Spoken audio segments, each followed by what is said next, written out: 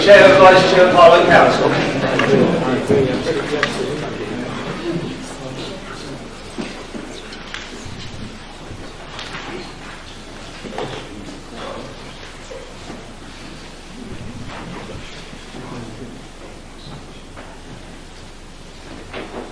Please be seated.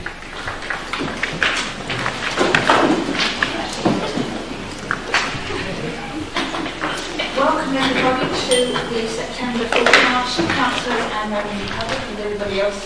Okay, let's start with apology item 1. Do we have any apologies?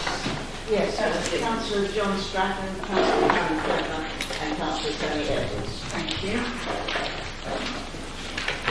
Councillor George Charles and David Cotter. Okay, thank you. Item 2, declarations of interest. Do we have any? No, fine. Okay, item 3 minutes on pages 4 and 7 of the July 12th meeting. Do we agree those minutes? Agreed. Excellent, we're doing well.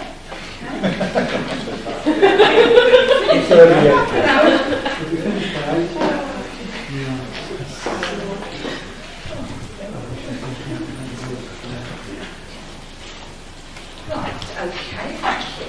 Now, communication from Chair.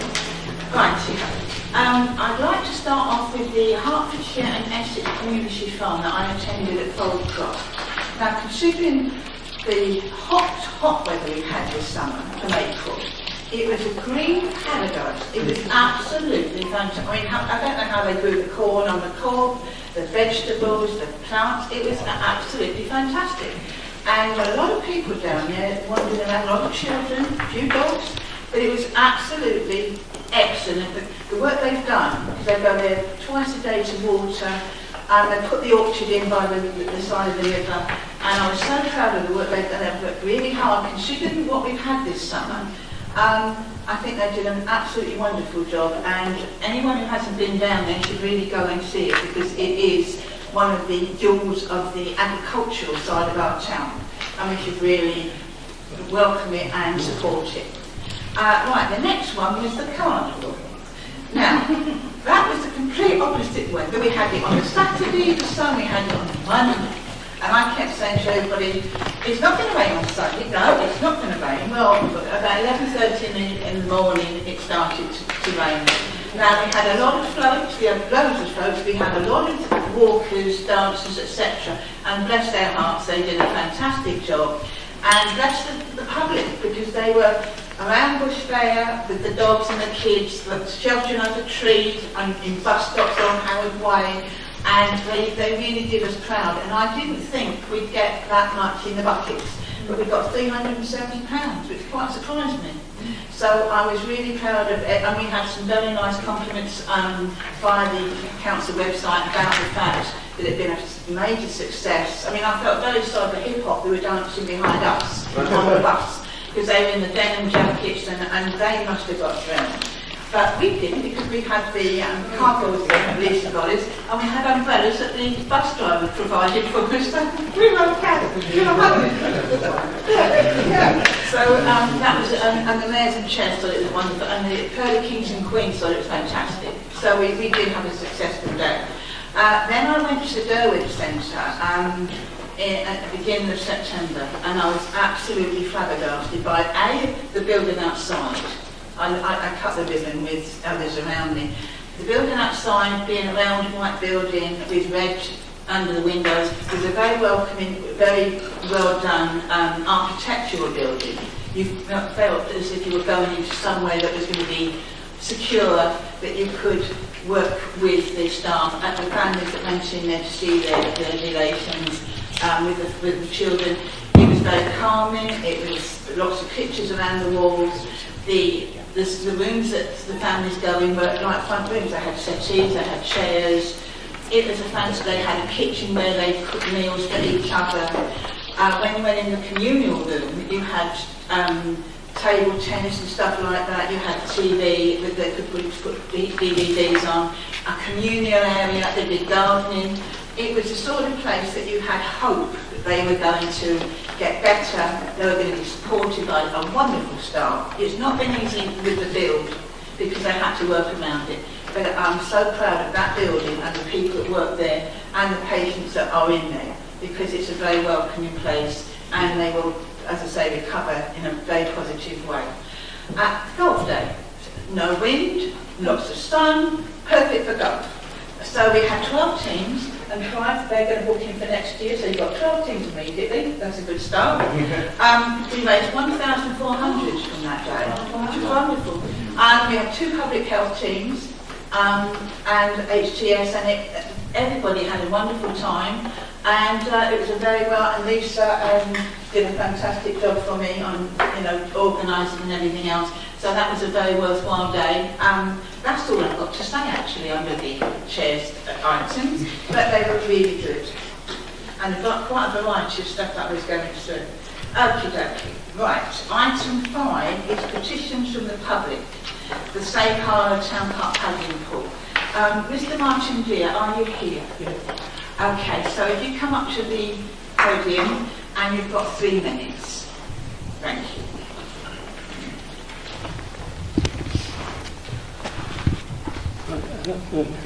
Right, it was recently announced.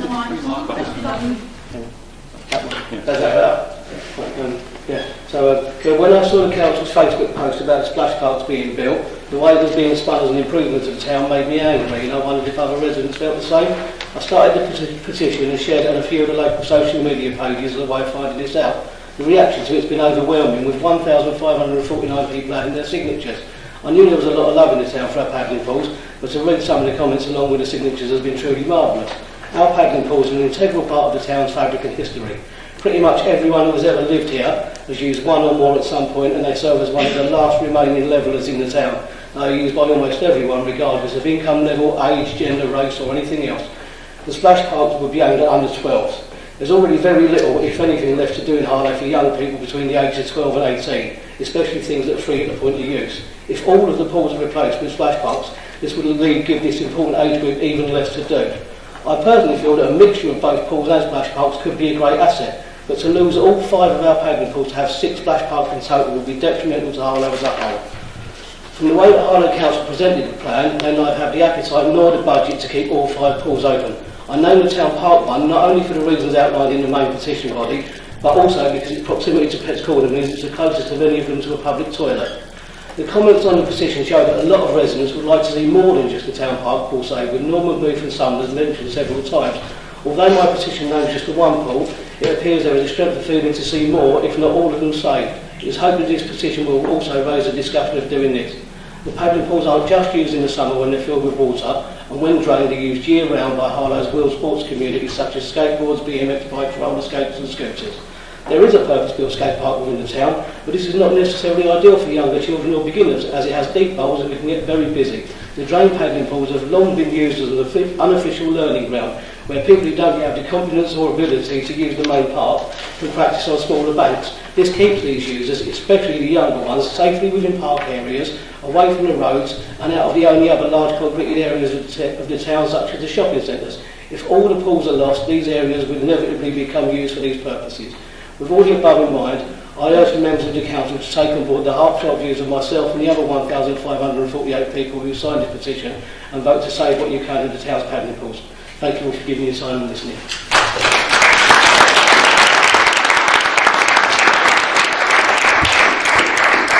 Thank you very much, Mr. Deere. Now we've got 30 minutes to debate this item, okay? Councillor Ingley, you're going to start. Well, thank you, Mr. Deere. Thank you for organising the petition, for bringing the petition here and for asking the question. You clearly have a great love for the paddling pools. That's obvious. And actually, so do I. I love what they represent. They represent healthy outdoor opportunities for children. They represent the community coming together. They are, as you say, free to use. Without doubt, they're community assets. This wasn't an easy decision. But they were a design of their time. They're concrete slabs on a clay subsurface. Clay is subject to subsidence, it's subject to heat. Those slabs are moving. Every year we have to spend quite a lot of money on caulking the gaps that develop between the moving sheets, and that's causing some issues. The filters that keep the water clean there are old. They need extensive renovation. Those are things that we could deal with, given the money. What we can't deal with is the depth of the water. Now, they're not that deep, but they're deep enough to require us to have paddling pool attendants there. And those paddling pool attendants need to be trained. So, when we look at a summer like the one we've just had, where we had 14 weeks of glorious summer, when the fields were turning brown, when the dogs were panting and children were itching to get into a water sports area to play, we couldn't open the paddling pools because we were still training the staff to open them for the summer holiday. 14 weeks of beautiful weather, 6 weeks of use. And then they're easily put out of action. This year alone, we had that short window of opportunity eaten into by puncture failure, by broken glass being left on the concrete, by somebody washing their dogs after dark in one of the paddling pools. And apart from the one in the town park where there's still a walk to the toilet, there are no toilet facilities. And little children playing in a paddling pool, some of them all day, that does make you question where they are toileting. You spoke fondly of memories. But health and safety won't allow the town park or any other of the paddling pools to stay as they were when you were using them. The depth of unsupervised water means that we are under pressure to build a fence around it, not the fences that are there now, but 8-foot high fences to entirely encircle the paddling pool with a locked door, such that the paddling pool attendant, when they're due to go home, would have to clear the area and lock the door behind them. And then out of season, we would have a drained paddling pool with a fence around it that's not designed for skateboarding activities. And if we then choose to leave it open and there's an accident, there is a possibility that we could be in some sort of legal trouble for not having locked that door. The replacements, the splash pools, do also offer healthy outdoor community coming together social activities, free to use.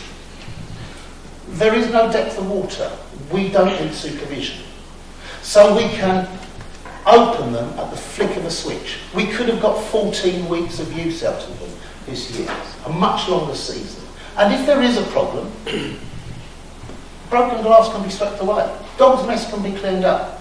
It really is a question of no downtime. And with the redesign, we can put toilets there, which I think everybody would welcome. However, Mr. Deal, we have listened, and we do take your petition seriously. The truth of the matter is, there are a limited number of contractors who can carry out this sort of installation work. We couldn't replace all 5 this year. We would look to do 2 this year of the peripheral ones, 2 next year by 2020. And when people have seen actually what the splash parks as we envisage them with their enhanced facilities have to offer, then in 2020, before a decision is taken about the town park, we would hold a public consultation. But let's be clear, that public consultation would be between replacing the town park paddling pool with a splash park and the reality of what keeping the paddling pool would be like. Because I'm afraid it wouldn't be like your memories. It would be a fenced-in facility. The paddling pool, the splash pool that we could put there, if the public so choose, we could try and retain as many of the iconic features that you spoke so warmly about. So my proposal, councillors, is that we renovate 2 paddling pools over the next 2 years, and we hold a public consultation on the final paddling pool when we've got the design in place. Thank you, Councillor Needle. Any Councillor Johnson? Thank you very much, Chair. And I also would like to thank Mr. Deere for bringing this petition tonight. It's very interesting to hear what he had to say, and also very interesting to hear what the leader of the council has had to say. I too have fond memories of the paddling pool, and I'm told I even had memories of the paddling pool before I was born, when my mother, in the extreme heat of the August of 1976, availed herself of a little bit of paddling, and I was heavily in her womb. we've all got memories of paddling pools, and to be fair, when the leader of the council brought this to the cabinet meeting, the previous cabinet meeting, I was quite vocal in my support. I wanted to see thriving areas for our children to play. I've got a 12-year-old daughter, and I know how much she has enjoyed splash parks over the years, as indeed the paddling pools. I didn't expect there to be the level of backlash and upset from members of the public that I've seen. And that, honestly, that surprised me. And not just about the town park paddling pool, but I know councillors in Old Harlow have been contacted about Norman Booth, councillors in Great Pond and Summers and Kingsmore about Summers. And like I say, I've been a bit shocked by that, but I'm a Democrat, and I'm quite willing to listen to the public, and say maybe the leader got it wrong when he made his proposal. I still think I agree with him that something needs to be done to the present paddling pools, although I question how much health and safety legislation has changed in the last 10 years and whether we really do have to fence these things in. But I also know that, builders in this country are pretty clever people, and it shouldn't be beyond the wit of man to have something that has a basin in it that can be used by skateboarders and skaters and filled when the time comes and the attendants are available, and a part of the area that has jets of water and things that people can splash in. So maybe I missed a trick when it was debated in Cabinet. Maybe there are other options out there, and perhaps we should see, perhaps via the scrutiny committee, what has been designed in other councils, in other towns, across Europe, across America, and see what these other places have to offer. And certainly I agree with the leader of the council, there should be a public consultation.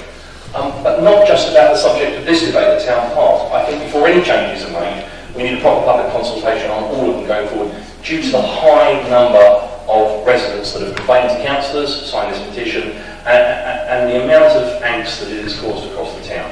Like I said at the start, I'm always a Democrat and happy to listen to the residents when they've got something to say. I think it's very rare these days that residents get involved in local politics. So when they do turn up to council meetings and when they do present petitions, we should probably listen.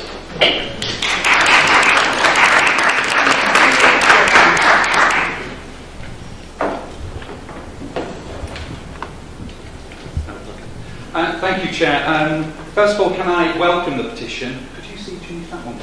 Oh, I've got me. First of all, can I say, give me another 10 seconds. Can I welcome the petition, Martin, and all the thousands of people who added to this. Can I also say I do welcome the comments and the reassurance that's been given by the leader, and I would also like to echo some of the comments made by the opposition leader over these particular issues. But this is about the town park, and it's about the town park paddling pool. As far as I believe, this should be about rejuvenation, not regeneration. The leader of the council says it was a design of the time. He's absolutely right. But everything was the design of the time because Harlow was all built around the same time. But the paddling pool is just as crucial and as critical to our town park as Pets Corner and the outdoor playing area. And we wouldn't touch those. In fact, we invested in those particular areas, and I think it is the right time to look at the paddling pool and reinvest and rejuvenate rather than regenerate. When I was the cabinet member for regeneration, we had the lottery funding, where we looked at the whole of the town park and looked at different areas of what we could invest in. And we made a decision then that there was nothing wrong with the paddling pool at that time. It hadn't shifted, it hadn't moved. There were problems, granted, in relation to the metal and the pumping and all those particular issues, which could be addressed and resolved as time would go by. But as far as I was aware at that time, there was nothing wrong with the fabric or the structure of the paddling pool. On the health and well-being, which is one of our critical criteria of this council, young people and their experience of water is critical. Where else can young people experience the pleasure of walking through water or playing through water that is free, accessible, fun and safe? Well, we can in the town park paddling pool. So I do believe we do have the ability to find a solution, very similar to what the leader of the opposition has said. We can look to other areas to see how we can make this happen. I also agree that I was not aware of the health and safety legislation that said we have to build 8-foot places and fences with locks on and other areas about that. And I think we do need to drill down and actually look at the evidence to say whether or not that is something that is realistic or something that is achievable. So in summary, I would like to support the 1,000 whatever it was and actually talk about the town paddling pool, and where we can, I would like to retain, rejuvenate and make it the icon that it is for the next generation. So I support and really welcome what the leader is saying about splash pools, but I also think we've got an opportunity to support what we think is the right thing, which is to retain, rejuvenate and enjoy our paddling pool in the town park. Thank you very much.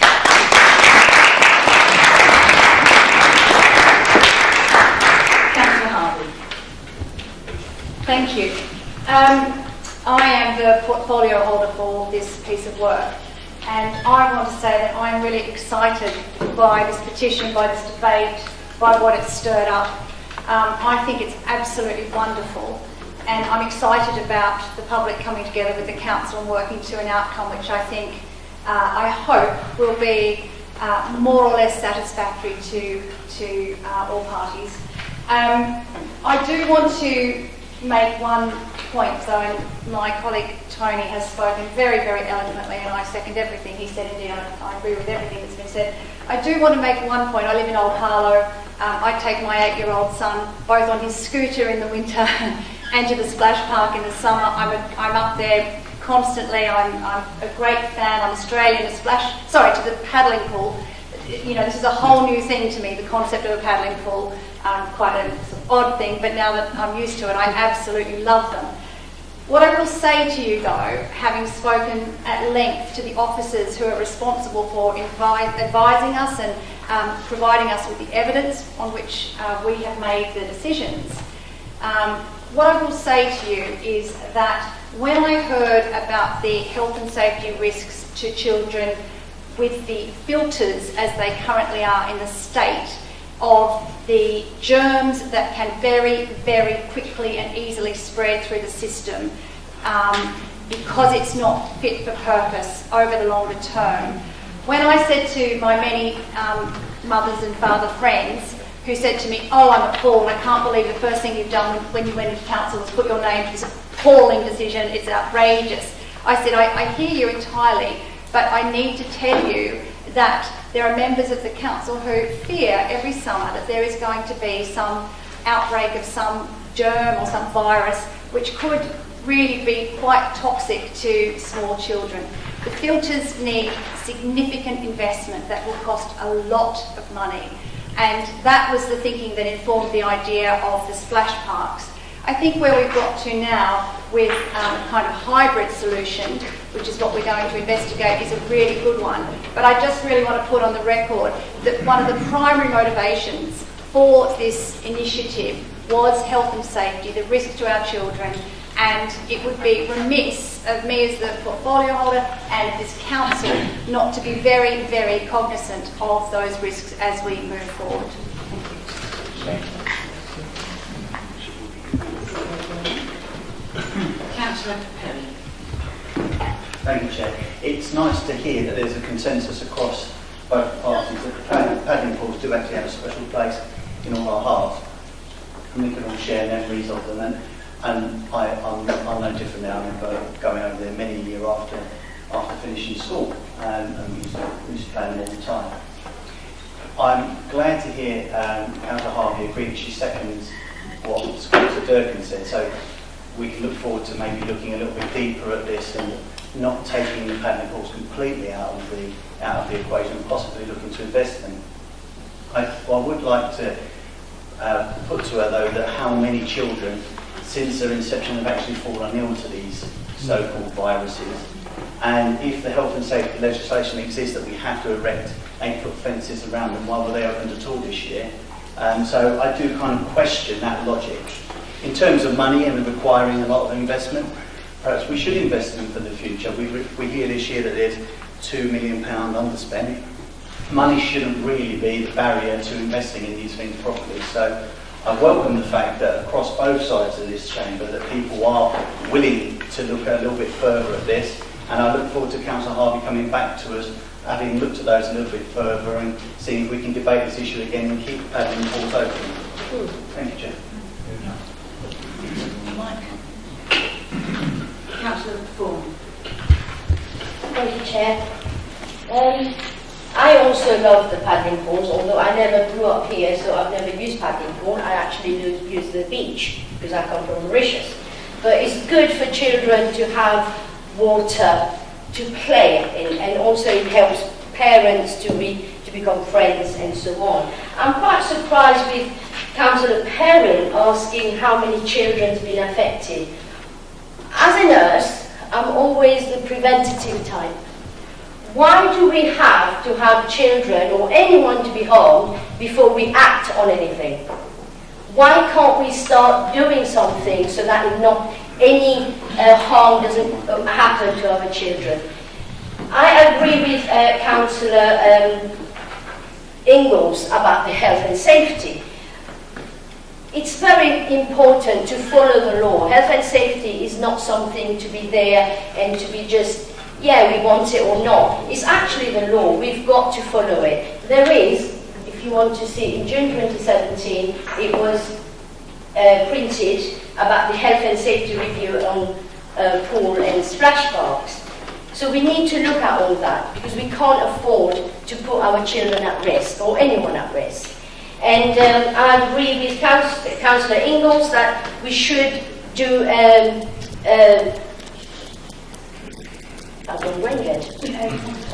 consultation to see what the public wants for the pool, in the town park. But as for the other places, I personally haven't come across anyone saying splash pool is a bad idea, because everybody who's used a splash pool love it. I love it. I would love to be able to run in there, but unfortunately I'm too old for that. But you know, it is important we look at all the aspects. I understand we need to keep what Harlow has built, but we also need to make sure everything is safe for the future of our children.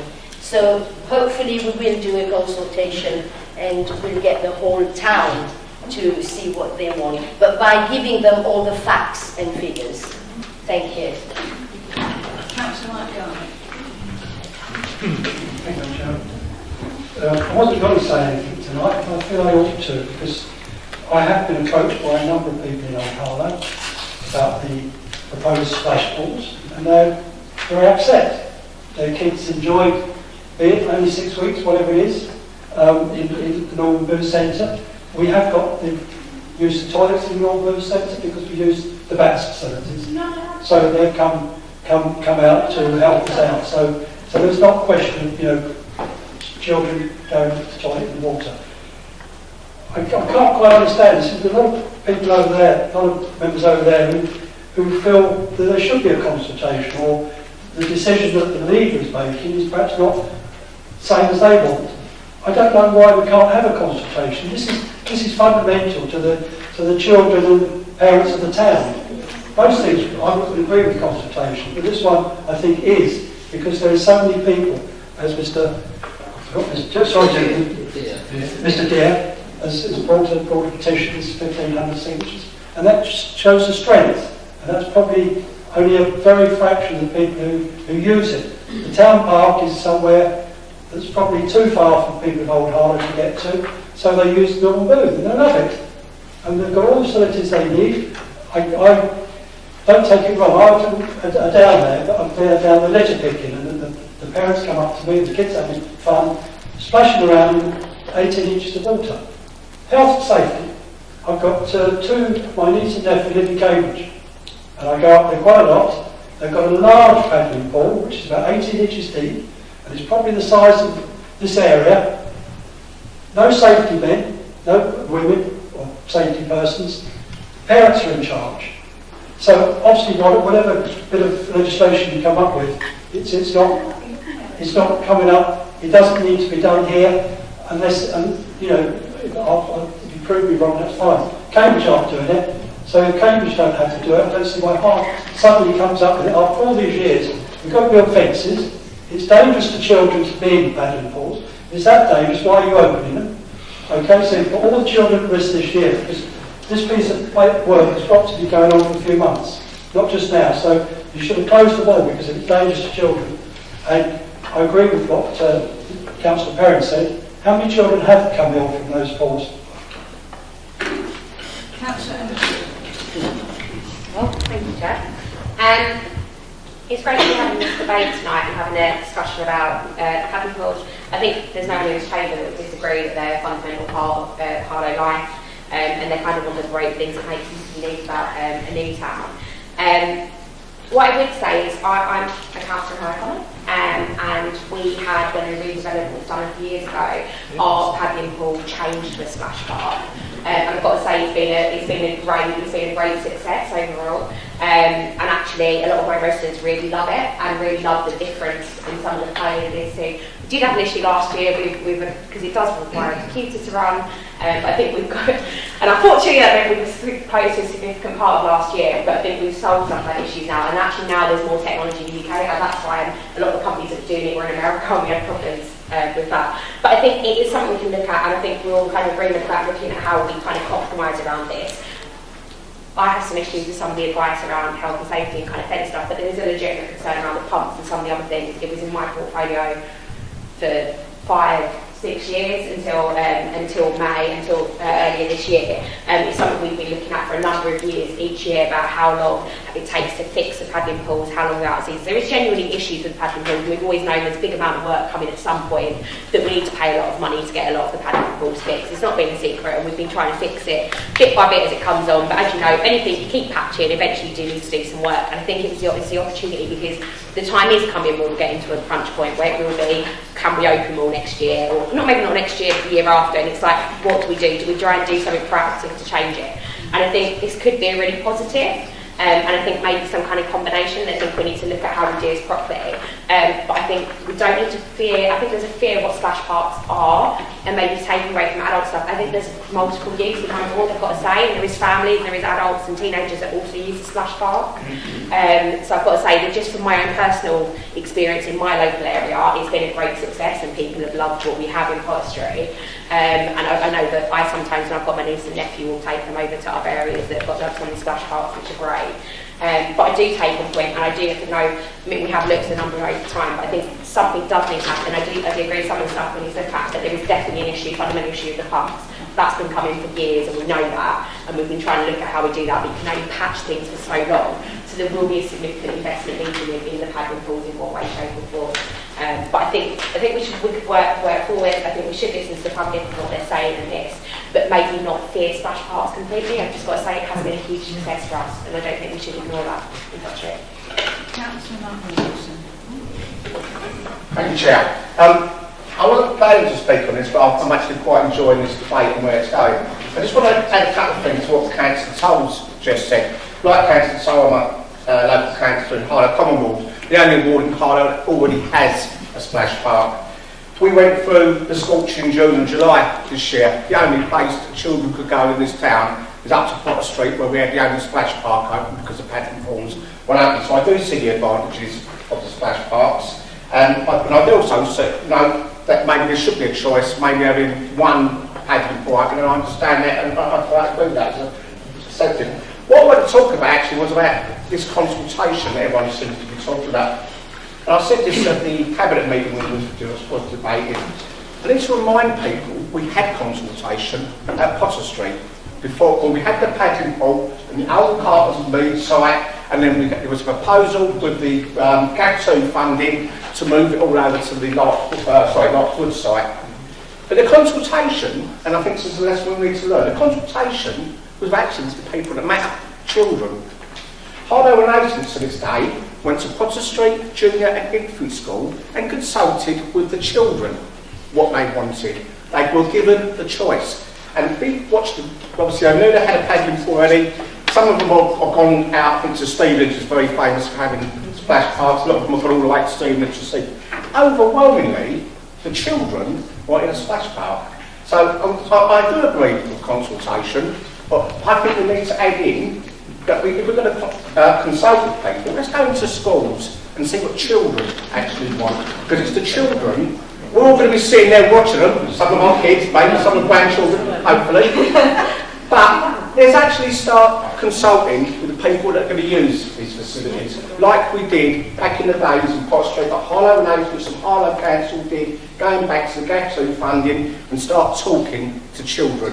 Because it's their enjoyment, it's their safety, and it's their community. Thank you.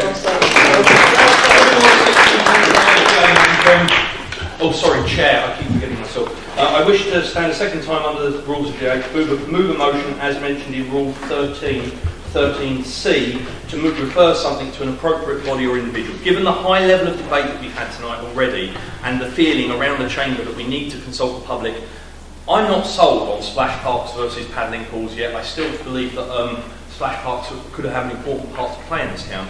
Conscious we've all said we want to listen to the public, I would like to move that we refer this item to the Scrutiny Committee for a full investigation into the benefits of splash parks versus paddling pools.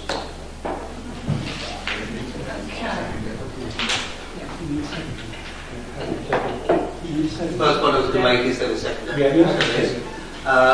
We're now in a situation where that is the motion from members. The question is there an amendment or not? That's up to members. Otherwise, we have yeah. So the first thing to do is debate the motion before.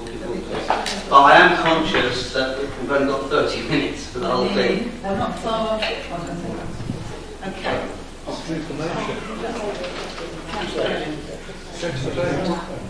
Put it to the vote.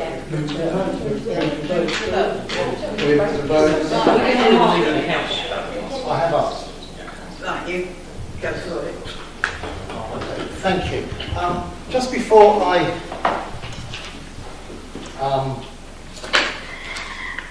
probably close this debate, I'd just like to draw people's attention to the health and safety review into Harlow Town paddling pools and the splash park, dated June 2017.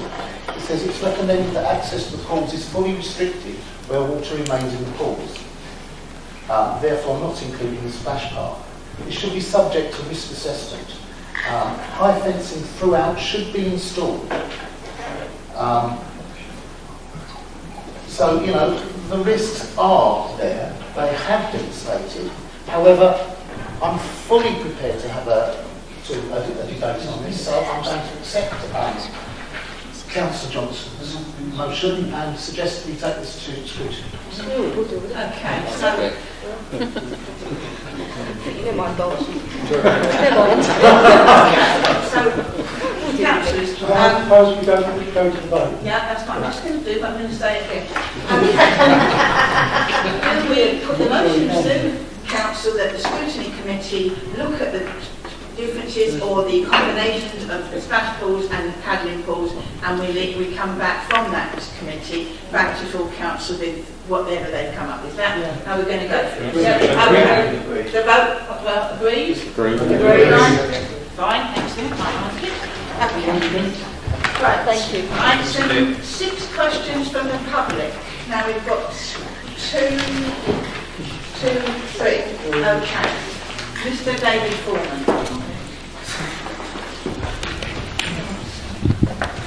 You've got 3 minutes.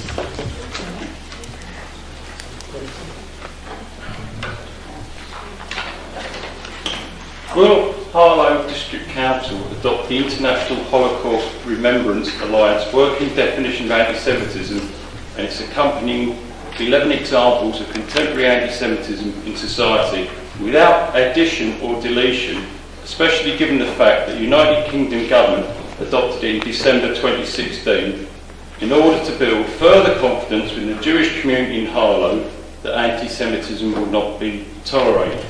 B, the desire to be free to criticise the actions of the Israeli government unencumbered by allegations of anti-Semitism delays your adoption of the IHRA definition in full. Will the Labour administration accept the explanation offered by the experts of the UK delegation to the IHRA working definition of anti-Semitism issued in a press release on 7th of August 2018? And I quote, any modified version of the IHRA definition that does not include all of its 11 examples is no longer the IHRA definition.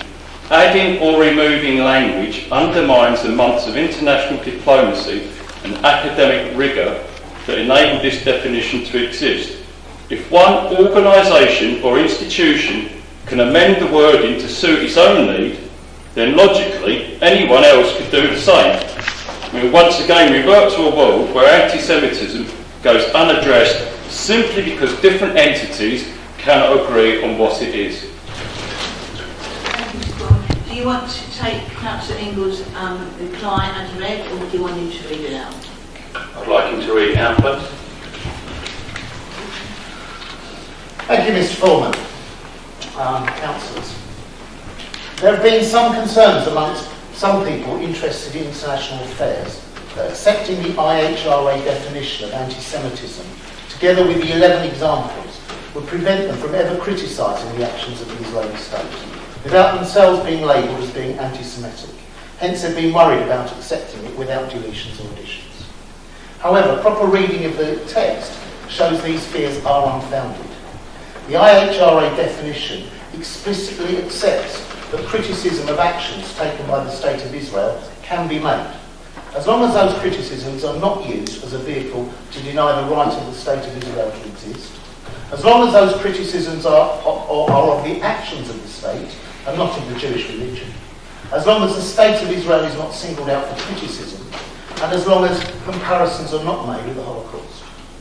Thus, I feel confident that I could, if I wanted, speak out about the treatment of Palestinians by the State of Israel, just as I could, if I wanted, speak out about the actions of the Saudi Arabian regime in Yemen, the appalling human tragedy unfolding for the Rohingya people in Myanmar, and countless other examples of governments acting in ways that are unacceptable.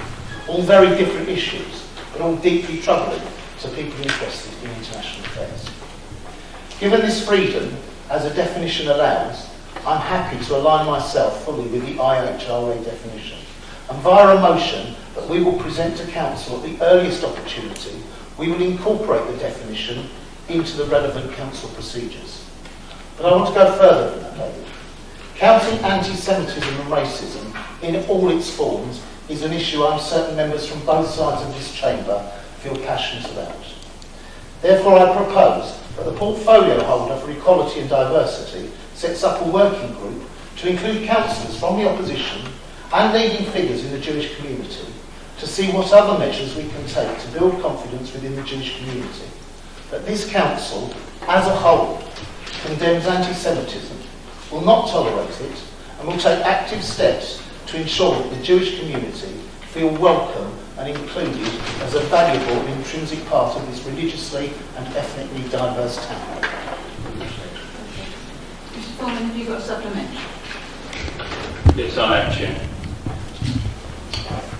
Councillor Ingalls, would you agree with me on my following observations regarding contemporary anti-Semitism, that there exists legitimate anxieties for the European Jewish community with the rise of nationalist far-right parties and the actions of some countries, notably Hungary, which the European Parliament voted by more than 2/3 this month to discipline under Article 7, with a clear risk of a serious breach of the values on which the European Union is founded? Breaches such as the Hungarian Prime Ministerial election campaign this spring, which heavily featured what the British Board of Deputies of British Jews described as vivid anti-Semitism in the relentless campaign against Jewish philanthropist George Soros, and attempts by winner Viktor Orban to rehabilitate the memory of Hungary's World War II head of state and Nazi collaborator Miklos Horthy, responsible for the deportation of 437,000 Jews to Nazi gas chambers.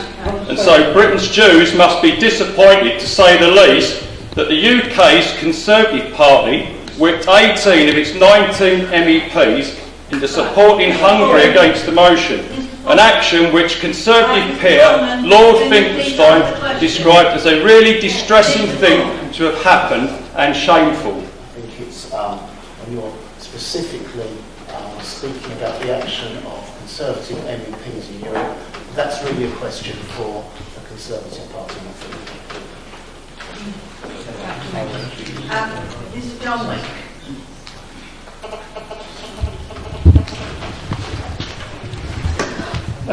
Given that Harlow District Council had a budget surplus of £1.25 million for the last financial year, why has the Council not revised the Harlow Council Tax Support Scheme so that jobless householders in Harlow do not bear the full burden of the central government cutting funding for this benefit? Do you want to take the answer as read? Yeah, I'll take the answer as read, yeah. And have you got a supplementary? I have indeed, yes.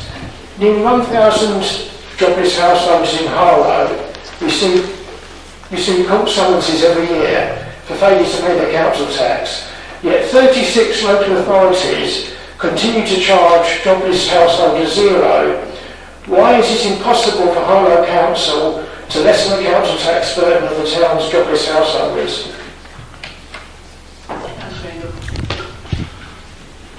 Well, thank you, Mr. Wake. I am actually going to read out some of my questions because I think it addresses the supplementary. Look, the surplus that the Council achieved in 2017-2018 was one-off in nature. The Council would be committing to ongoing costs if we made a revision to the local council tax support scheme, such that a lower contribution was made by payments. However much I might like that to be the case, it's not council policy to use one-off resources to meet costs of ongoing commitments and wouldn't demonstrate good financial management to do so. I need to point this out as well. Although it's Harlow's duty to collect council tax from those in work and from the jobless, the component kept by Harlow is just under 16 pence in the pound. Most of the money goes to Essex County Council and to the Essex Police Fire and Crime Commission. They will not accept the reduction in the component that they take, even if we were to levy zero on jobless people. So for every pound Harlow reduces the council tax for the jobless, it would in fact cost this council £6.37. Last question from the Republic angle, Mr. Holt.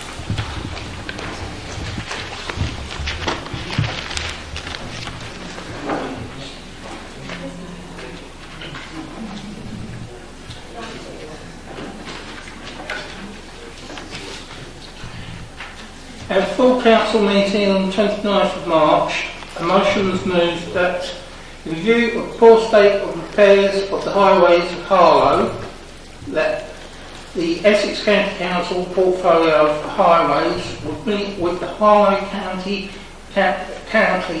and district councillors, the public and other interested bodies to discuss. This meeting has not taken place. Was there ever any intention to hold this meeting? Do you want the answer as read? Yes, to say. Have you got a supplementary? Yes.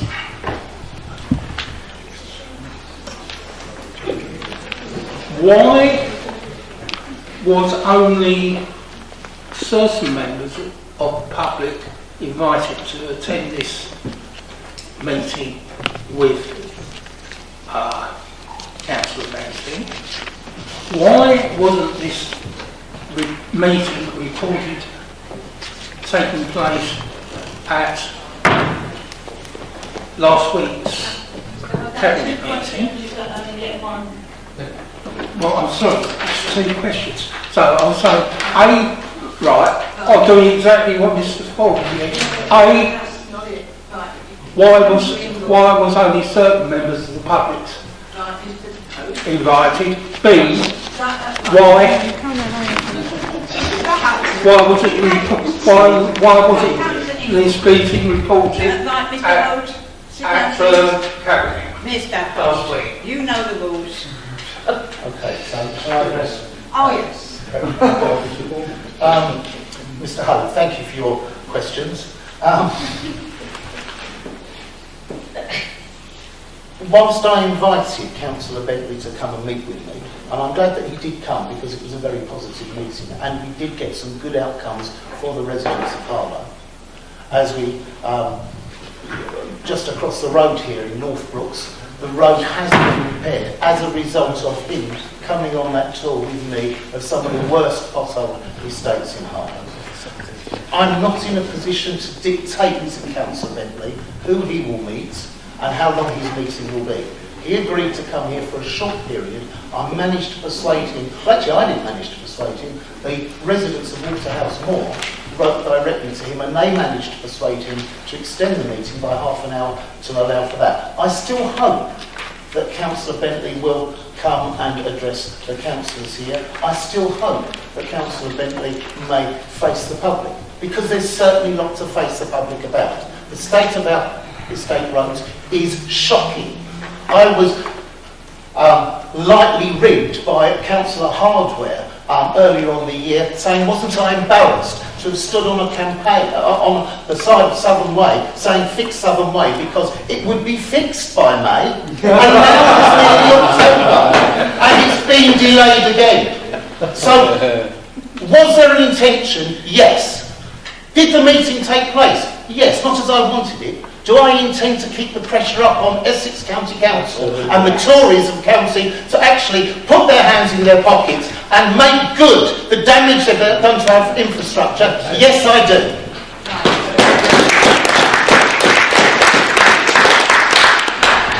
Now we come on to questions from Council item 7. And we've got one from Councillor Johnson. Thank you, Chair. Does the portfolio holder believe holder for equity and diversity believe the Council and all political parties making it up should recognise, sign up to and enforce the IHRA definition of anti-Semitism in full? I would like the answer read out, please, before you ask. Thank you, Councillor Johnson. Please see the answer given by the leader if the Council in response of question 1 of the question from the public. I am actually a hate crime ambassador, and as you know, this council is a hate incident reporting centre, and we will continue to campaign to raise awareness of hate crime, such as anti-Semitism, and how to report such crimes. I hope that Councillor Shona Johnson will join me and become a hate crime ambassador and work with me to educate the community. Do you have a comment? I do actually, thank you, Chair. Firstly, thank you, Councillor Foreman. I would be honoured to become a hate crime ambassador, and I look forward to working with you to help do that. My supplementary is, the Leader of the Council has signalled support to a motion to adopt the IHRA definition. Would the portfolio holder be agreeable to a joint motion to show the level of support across the chamber on this issue? Absolutely, I agree. Okay. Now, Councillor Johnson, your second question. Thank you. As we've just celebrated Yom Kippur, 18th and 19th of September, can the portfolio holder tell us what the Council is doing to combat anti-Semitism in Harlow? And you take that as read? No, I'd like you to read it out, please. Thank you. Sorry, I want to read my answer. Again, please see the answer given by the leader if the Council will respond to question 1 of the question from the public. However, I would like to add that I have recently launched the Faith and Culture Forum, of which I'm the chair. I'm pleased to announce that Rabbi Irit Shiloh is the vice chair, and we will work together to promote inclusion in our town. As a Muslim and a black person, I have personally experienced racism and Islamophobia, and I'm not prepared to stand by and watch the Jewish community feel vulnerable and suffer. I have a long history of standing up to racism, fascism, anti-Semitism and Islamophobia. I will keep on doing so for anyone of any faith, belief, colour or gender. For years, I, along with other Labour councillors and Labour Party members, have attended the Holocaust Memorial Service at the synagogue, and I hope to see the Conservative councillors at the next service, and as this will show solidarity to the Jewish community on a cross-party basis.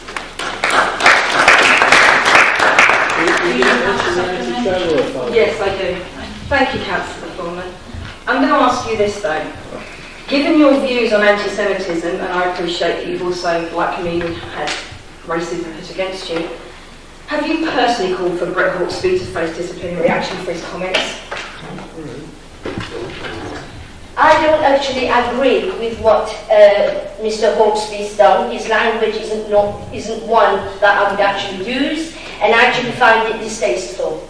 However, Labour Party is already dealing with him, and I can't comment anymore because that will, I don't want to cause any prejudice. It's not council business. Hang on.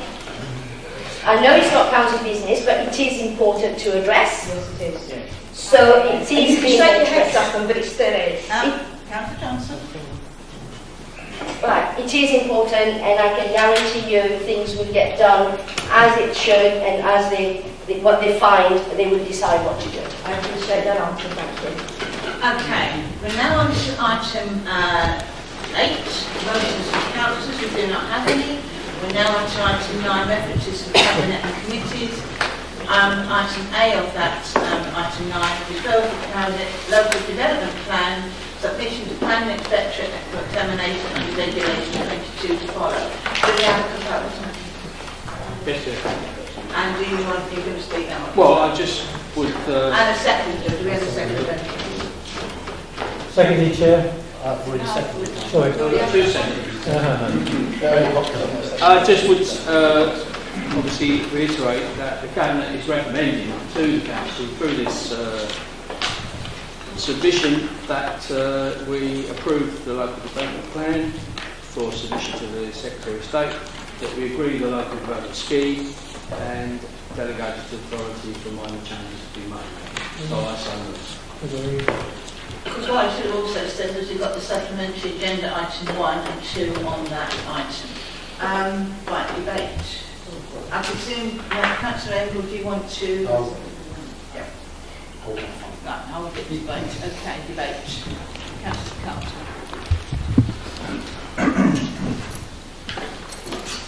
Thank you, Madam Chairman. In the covering report to this item in paragraph 26 under leisure, it says, and I quote, "The public art policy has also been challenged, but is not compliant with planning obligations and NPVM. Officers consider that Harlow sculpture town status will justify such a policy." On page 177 of tonight's agenda, you will find the policy which says inter alia. The purpose of this policy is to continue the legacy of Harlow as a town of public art and sculpture, and is expected that major new developments will contribute towards it. So all that's very reassuring. The 70-year-old policy still stands in the local plan. Right at the end of the covering report, on paragraph 29, it also says, "The schedule of minor modifications, Appendix J, sets out which representations officers are proposing not to oppose." Now, I'll say, sorry, am I interrupting somebody? What I care about is when these representations were made, there has been no formal consultation on the policies or the map. Portfolio holders can explain how this occurred.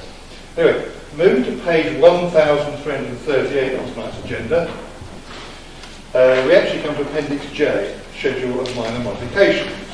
On page 1350, we find, quote, "First new para immediately before para 16.16, page 155. Representation from Demerck Estates. Changes to text in red. If providing public art in major development was not achievable, developers will be required to submit a viability appraisal to show that such provision would render the scheme unviable. And the reason for change is to ensure viability is considered. Just let that sink in for a moment. So, Madam Chair, as a result of a complaint from one organisation who has a direct financial interest in the issue, the Council is prepared to ditch a 70-year policy of including art in public spaces, despite indicating otherwise in the covering report. And we are all well aware of the wonderful figures developers come up with to prove unviability, and how much we've had to spend in legal fees to challenge them. Now, this particular policy only affects major developments. The cost of a piece of art or sculpture is not going to be material in the multi-million-pound scheme. If a greedy developer cannot partner with a loose change to improve the public realm, then they can go and build their houses somewhere else. Where was the consultation on this change of policy? What is the view of the Civic Society? What did Harlow Arts Council say about it? As I've just said, the cost of a piece of art is not going to be material in a major development. It's not as though anyone else has complained, either with this plan or in the past. You have to ask what power this one developer wields over a council. And why is this major change being sneaked through in a 1,000-page document without any publicity or consultation? Or is there a change of policy? No. Which is correct? The covering report to Cabinet or the report going to the planning inspectors?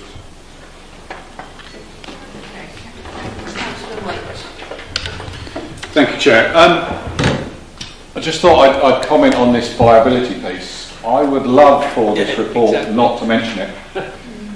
But the reason it's in there is because your government introduced the policy that made us have to put it in there.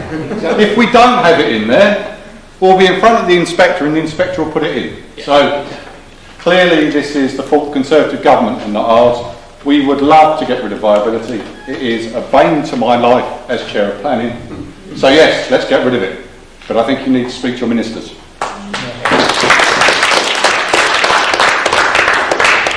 Councillor Harlow. Hardwood.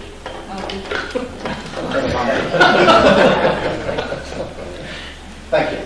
As I said at Cabinet last week, the consultations to both the Regulation 18 and Regulation 19 stages of the local plan have been an abject failure for Harlow Council. I've been doing a bit of research and can find no other local authority with the appalling level of response that Harlow has managed to achieve. I was talking to a councillor in Decorum, your counterpart in Decorum, in fact, which is Hempstead, last Friday, the day after Cabinet.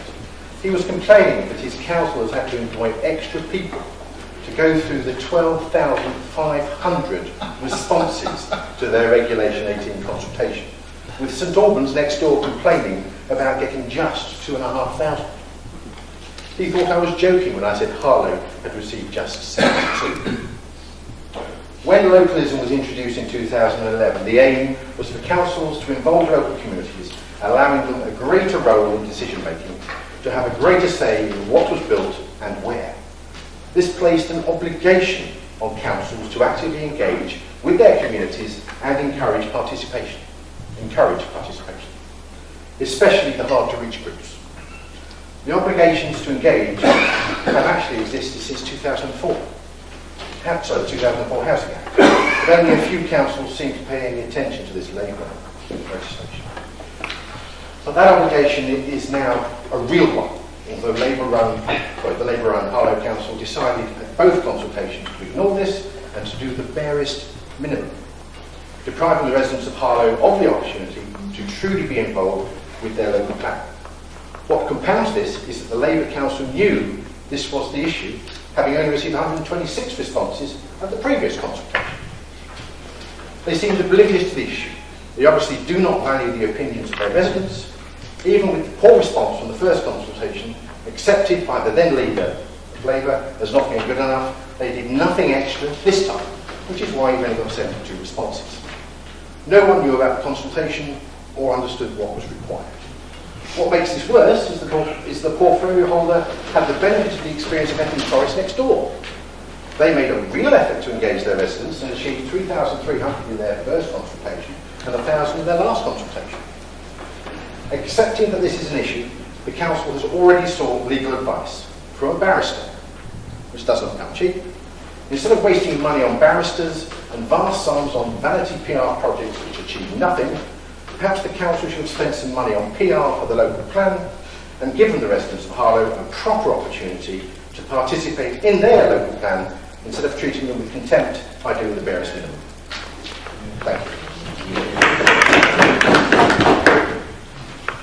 Anyone else? Councillor Ingle, are you going to come in on this stage?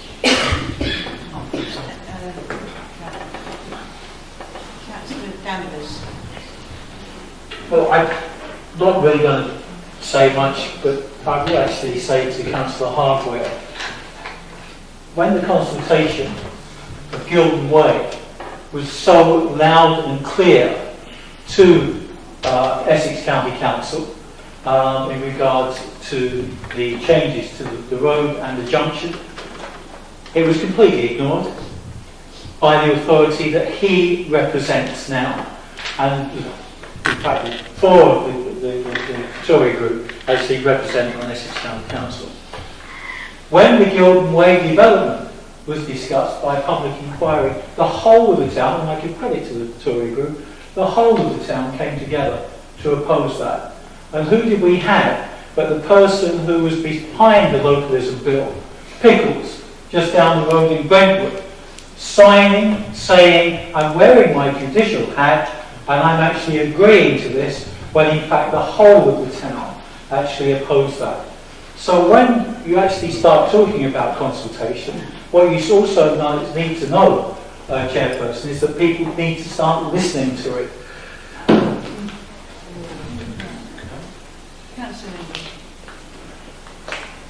I'll be very brief, Chair.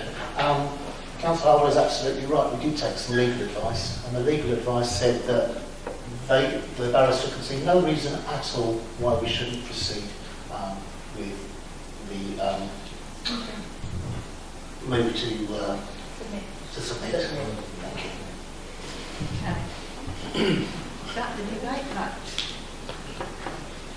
Oh, yeah. So, Councillor Purton, can you now Yes, sure. sum up?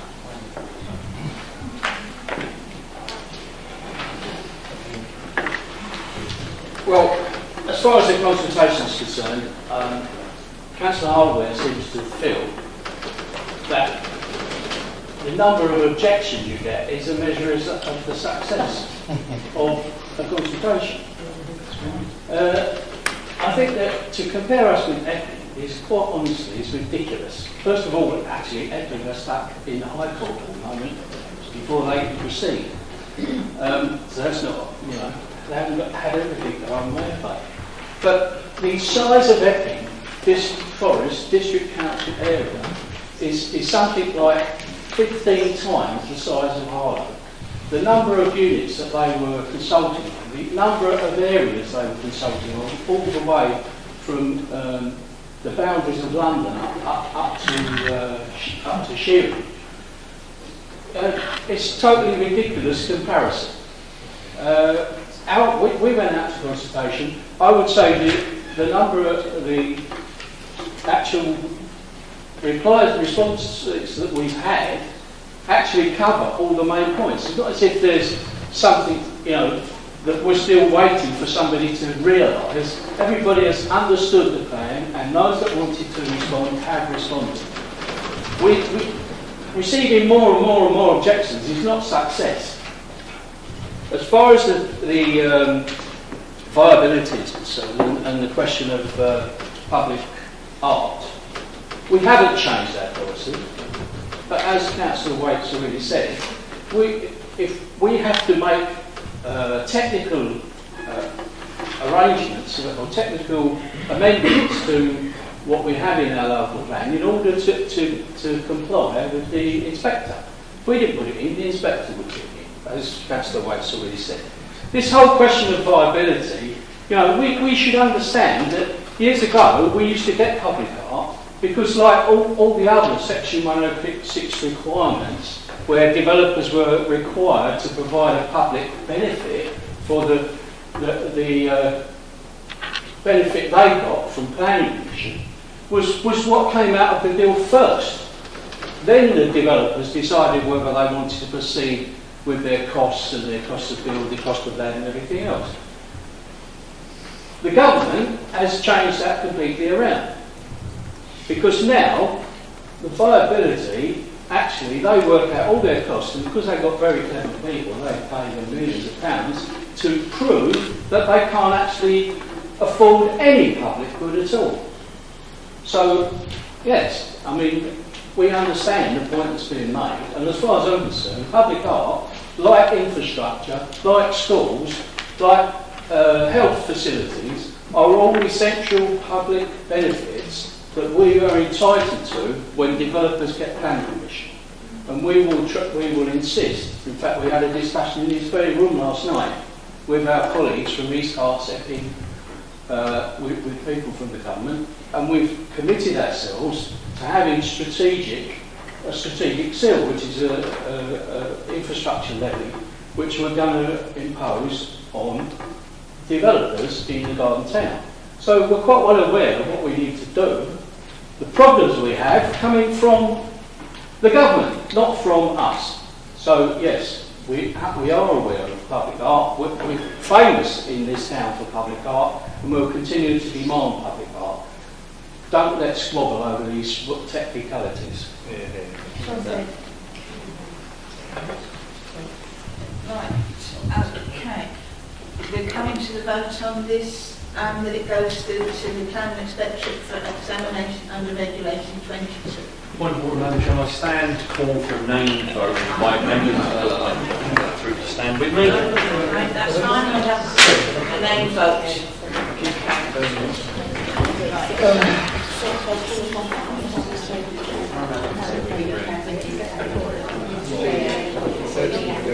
Thank you, members. I'm going to call through the name roll call, and I would ask you to either indicate for, against, or abstention. Thank you. Councillor Simon Carter. Against. Councillor Nick Churchill. Against. Councillor Jean Clark. For. Councillor Mike Danvers. For. Councillor Bob Davis. For. Councillor Tony Durkin. For. Councillor Wade Foreman. For. Councillor Mike Garnett. Against. Councillor Tony Hall. Against. Councillor Michael Hardware. Against. Councillor Eugene Harvey. For. Councillor Maggie Holcomb. For. Councillor Mark Ingle. For. Councillor Andrew Johnson. Against. Councillor Eddie Johnson. Against. Councillor Shona Johnson. Against. Councillor Sue Liddings. Against. Councillor Stephen Mullard. For. Councillor Russell Perry. Against. Councillor Danny Purton. For. Councillor Lainey Shears. For. Councillor Clyde Souter. Councillor Edna Stevens. For. Councillor Emma Toll. For. Councillor Chris Vince. For. Councillor Phil Waite. For. And finally, Councillor Mark Wilkinson. For. Also, I do my maths, excuse me.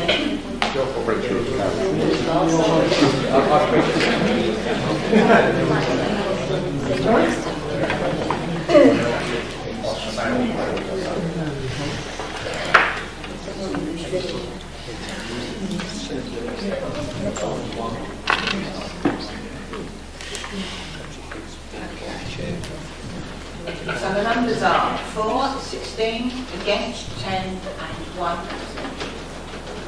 So that's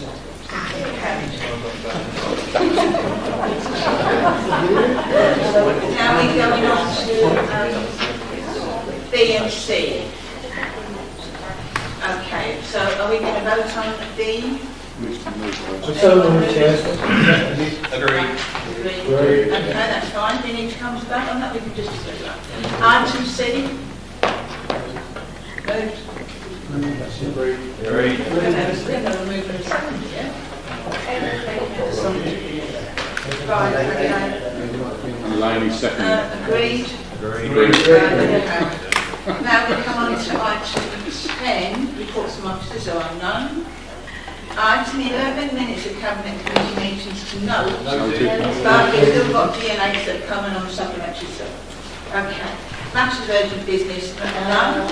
Now, I have got soft drinks, tea and coffee in the church room.